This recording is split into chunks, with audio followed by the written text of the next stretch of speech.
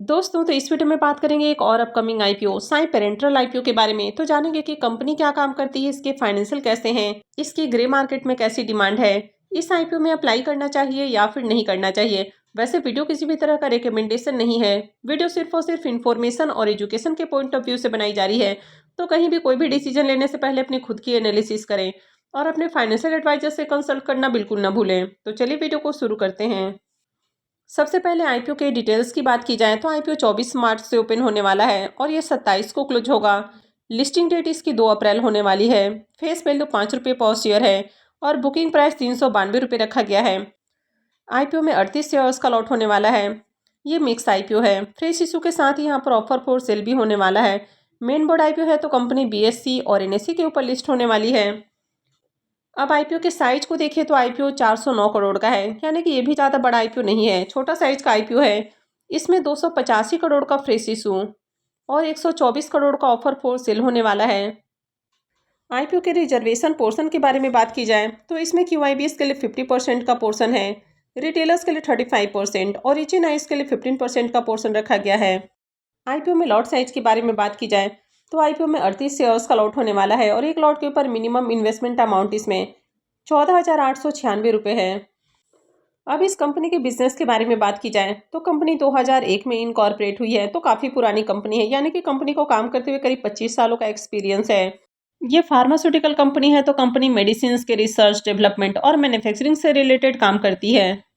अब कंपनी दो तरह से बिजनेस करती है। एक है इनका ब्रांडेड जेनरिक फॉर्मुलेशन का बिजनेस और दूसरा है contract development and manufacturing organisation के रूप में कंपनी बिजनेस करती है। यानी कि जो दूसरी कंपनियां हैं तो इनके लिए कंपनी कॉन्ट्रैक्ट मैन्युफैक्चरिंग भी करती है। कंपनी डोमेस्टिक मार्केट के साथ ही इंटरनेशनल मार्केट में भी एक्सपोर्ट करती है। कंपनी का अगर प्रोडक्ट पोर्टफोलियो को देखें तो इसका भी wide range of product portfolio देखने को मिल जाता है, यानी कि बहुत सारी बीमारियों के लिए कंपनी दवाइयाँ बनाती है। जैसे कि जो हार्ट वाले पेशेंट होते हैं, न्यूरो पेशेंट हैं, श्वास से संबंधित जो बीमारियां होती हैं, इसके अलावा जो गैस से रिलेटेड बीमारियां हैं, कंपनी विटामिन और मिनरल्स भी बनाती है, एंटीबायोटिक्स बनाती है। इसके अलावा जो स्किन रिलेटेड बीमारियां होती हैं, यानी कि काफ़ी जो अलग अलग तरह की बीमारियां होती हैं तो उनसे रिलेटेड कंपनी डोजेस यानी कि मेडिसिन तैयार करती है। तो कंपनी इंजेक्शन बनाती है, टैबलेट्स बनाती है, कैप्सूल बनाती है, लिक्विड ओरल्स बनाती है और साथ ही ऑइंटमेंट्स भी बनाती है। तो कंपनी के अगर कस्टमर बेस को देखें तो इनका वाइड कस्टमर बेस है, यानी कि इसमें स्टेट और सेंट्रल गवर्नमेंट एजेंसीज हैं, फार्मास्यूटिकल कंपनीज हैं, पब्लिक और प्राइवेट हॉस्पिटल्स हैं। तो आपने देखा था पहले कि कंपनी जेनरिक मेडिसिन भी बनाती है। तो कंपनी यहाँ पर जो हॉस्पिटल्स वगैरह हैं, यानी कि जो गवर्नमेंट हॉस्पिटल्स हैं या जो प्राइवेट हॉस्पिटल हैं, तो वहाँ पर अपने प्रोडक्ट सेल करती है। और इसके अलावा ये कंपनी सुपर स्टॉकिस्ट के रूप में भी काम करती है। तो 2023 में इसने हैदराबाद में 2 इंटरनेशनल मान्यता प्राप्त जो फैसिलिटीज़ हैं तो उनको एक्वायर किया और उसके बाद से 2023 से ही कंपनी इंटरनेशनल मार्केट में भी एक्सपोर्ट कर रही है। तो कंपनी अब Australia, New Zealand, south Asia, middle east और अफ्रीका के रेगुलेटेड और सेमी रेगुलेटेड मार्केट में सेल कर रही है, यानी कि एक्सपोर्ट कर रही है। तो कंपनी के फिलहाल 5 मैन्युफैक्चरिंग फैसिलिटीज हैं। तो कंपनी की जो अलग अलग मैन्युफैक्चरिंग फैसिलिटीज हैं, तो किसी में इंजेक्शन की मैन्युफैक्चरिंग की जाती है, तो कहीं पर मेडिसिन बनाए जाते हैं। यानी कि अलग अलग जो फैसिलिटीज हैं वहाँ पर अलग अलग तरह के जो मेडिसिन या इंजेक्शन वगैरह है तो उनकी मैन्युफैक्चरिंग की जाती है। कंपनी के अगर फुल टाइम एम्प्लॉयज़ की बात करें तो 298 इनके फुल टाइम एम्प्लॉयज़ हैं। हालांकि जो फार्मा सेक्टर है ये भी ग्रोइंग सेक्टर है और कंपनी का देखा जाए तो न सिर्फ इंडिया के अंदर बिजनेस होता है बल्कि कंपनी इंटरनेशनल मार्केट में भी बिजनेस करती है। लेकिन फार्मा सेक्टर में ऑलरेडी कई बड़ी बड़ी कंपनियां मार्केट में लिस्टेड हैं, यानी कि ये भी हाईली कॉम्पिटेटिव सेगमेंट है। कंपनी की अगर फाइनेंशियल को देखें तो यहाँ पर फाइनेंशियल 23, 24 और 25 3 सालों का कंप्लीट फाइनेंशियल है और 26 के 2 क्वार्टर यानी कि 6 मंथ के फाइनेंशियल है। कंपनी के एसेट को देखें तो फाइनेंशियल 23 में 133 करोड़ का एसेट है, 24 में 268 करोड़, फाइनेंशियल 25 में 272 करोड़ और 26 के 2 क्वार्टर में 376 करोड़ का एसेट है। तो एसेट इसका लगातार बढ़ा है। इनकम को देखें तो फाइनेंशियल 23 में 97 करोड़ का इनकम है, 24 में 155 करोड़, फाइनेंशियल 25 में 163 करोड़ और 26 के 2 क्वार्टर में 89 करोड़ का इनकम है। तो साल दर साल इनकम भी बढ़ा है। हालांकि इनकम के अंदर देखा जाए तो बहुत ज़्यादा ग्रोथ नहीं है।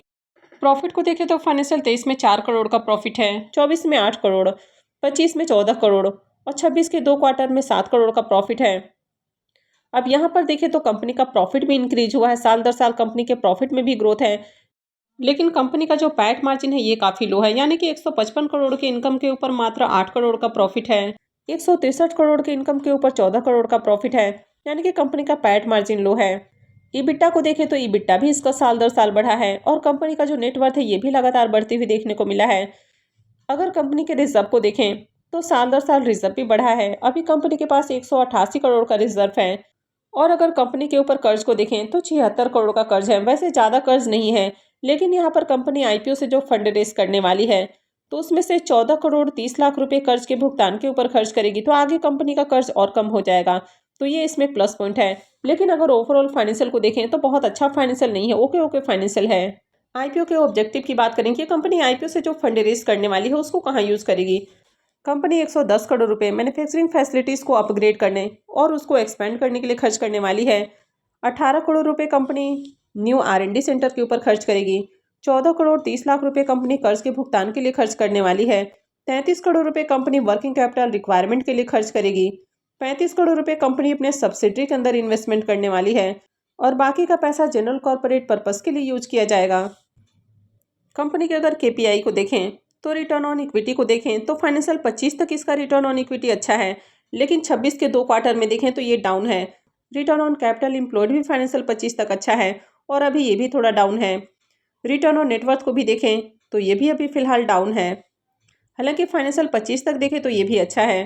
पैट मार्जिन को देखें तो इसका पैट मार्जिन थोड़ा लो है, यानी कि बहुत अट्रैक्टिव पैट मार्जिन नहीं है। ईबिटा मार्जिन वैसे अच्छा है। प्राइस टू बुक वैल्यू को देखें तो ये भी हाई है, 10.89 का प्राइस टू बुक वैल्यू है। ईपीएस को देखें तो ईपीएस इसका 5.43 का है, तो ईपीएस काफ़ी लो है इसका। पी मल्टीपल 72.19 का है, यानी कि पी वाइज भी देखें तो कंपनी काफ़ी एक्सपेंसिव प्राइस के ऊपर आईपीओ लेकर आ रही है। तो चलिए इसको इसके लिस्टेड पीयर से कंपेयर करके देख लेते हैं। तो इस कंपनी का पी मल्टीपल 72.19 का है और साई लाइफ साइंसेज का पी मल्टीपल 107.70 का है। इनोवा कैप्टेप का पी मल्टीपल 32.45 का, सिनोरेसिस फार्मास्यूटिकल का पी मल्टीपल 64.30 का और ग्लैंड फार्मा का 44.71 का है।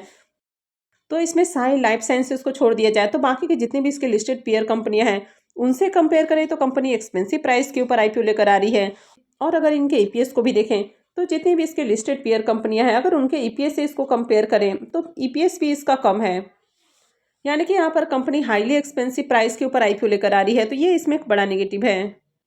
प्रमोटर्स की होल्डिंग 61.23% है, जो कि आगे और कम होने वाली है। कंपनी के मार्केट कैप को देखें तो 1731 करोड़ का मार्केट कैप है, यानी कि स्मॉल कैप साइज की कंपनी है। अब आईपीओ के टाइम टेबल को देखें तो आईपीओ 24 मार्च से, यानी कि नेक्स्ट वीक में ट्यूसडे से ओपन होने वाला है और ये 27 मार्च को क्लोज होगा। अलॉटमेंट डेट इसका 30 मार्च होने वाला है। रिफंड डेट 1 अप्रैल रहेगा। क्रेडिट डेट भी 1 अप्रैल है और आईपीओ की लिस्टिंग 2 अप्रैल को होने वाली है। अब इस आईपीओ के अगर ग्रे मार्केट प्रीमियम को देखें तो फिलहाल इसका ग्रे मार्केट में प्रीमियम देखने को नहीं मिल रहा। अब कंपनी को देखा जाए तो छोटी कंपनी है, वैसे बिजनेस अच्छा है, फाइनेंशियल भी ठीक ठाक है। हालांकि अभी मार्केट बहुत ज़्यादा अनसर्टेन है, यानी कि आज के दिन भी मार्केट में बड़ी गिरावट देखने को मिली है। तो ऐसे में किसी भी आईपीओ से बढ़िया लिस्टिंग गेन की उम्मीद नहीं लग रही है। अब लॉन्ग टर्म अगर पॉइंट ऑफ व्यू से बात की जाए तो इस तरह की कंपनी अच्छी भी हो सकती हैं, लेकिन फिलहाल देखा जाए तो ये कंपनी भी एक्सपेंसिव प्राइस के ऊपर आईपीओ लेकर आ रही है, यानी कि अभी से लॉन्ग टर्म के लिए भी जाना सही नहीं रहेगा। हो सकता है कि लिस्टिंग के बाद यहाँ पर भी करेक्शन देखने को मिल जाए।